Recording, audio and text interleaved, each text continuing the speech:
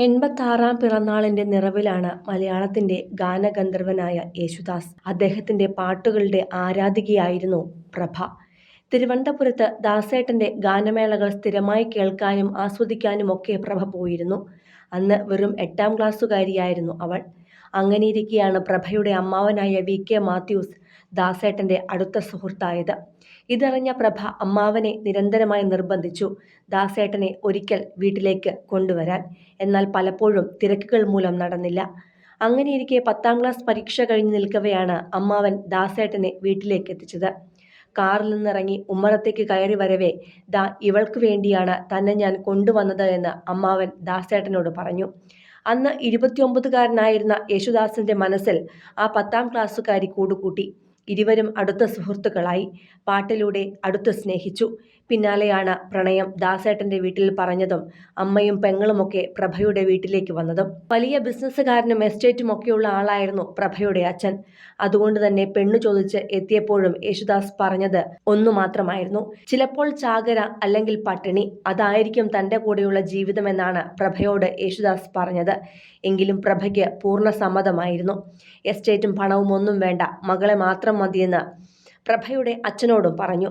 എങ്കിലും ചില പ്രശ്നങ്ങൾ ഉണ്ടായെങ്കിലും എല്ലാം തട്ടിത്തകർത്ത് 1970 ഫെബ്രുവരി 1-ന് ഫോർട്ട് കൊച്ചിയിലെ കോട്ടപ്പള്ളി ചർച്ചിൽ വെച്ചായിരുന്നു ഇവരുടെ മിന്നുകെട്ട്. 7 വർഷത്തെ കാത്തിരിപ്പിനൊടുവിലാണ് ആദ്യത്തെ കൺമണി ജനിച്ചത്, വിനോദ്.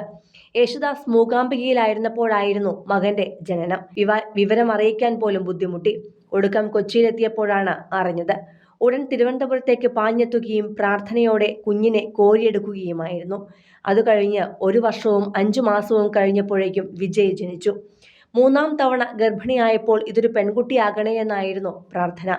വീട്ടുകാരും കൂട്ടുകാരും എല്ലാവരും കൊതിച്ചതും ദാസേട്ടനും പ്രഭയും പ്രാർത്ഥിച്ചതും അതുമാത്രമായിരുന്നു. എന്നാൽ പ്രതീക്ഷകൾ തെറ്റിച്ച് 3-മതും ആൺകുട്ടി ജനിച്ചു, വിശാൽ. ചെന്നൈയിലായിരുന്നു വിശാലിന്റെ ജനനം. 3 പേരും നന്നായി പാടുമായിരുന്നെങ്കിലും വിജയ്ക്കായിരുന്നു ഏറ്റവും താല്പര്യം. അങ്ങനെ വിജയ് പാട്ടിലേക്കും മറ്റു 2 പേർ പഠനത്തിലേക്കും ശ്രദ്ധിച്ചു. എന്നാൽ അന്നും ഇന്നും പെൺമക്കളില്ലാത്തതിന്റെ സങ്കടം ഇരുവർക്കുമുണ്ട്. അത് മാറിയത് വിജയ് വിവാഹം കഴിച്ച് ദർശന വീട്ടിലേക്ക് വന്നതോടെയായിരുന്നു. അടുത്ത കുടുംബ സുഹൃത്തിന്റെ മകളായിരുന്നു ദർശന. എന്നാൽ ഏതാനും വർഷങ്ങൾക്ക് മുമ്പാണ് വിജയും ദർശനയും വേർപിരിഞ്ഞത്. മൂത്ത മകൻ വിനോദ് 7 വർഷം മുമ്പ് വരെയും വിവാഹിതനായിട്ടില്ല.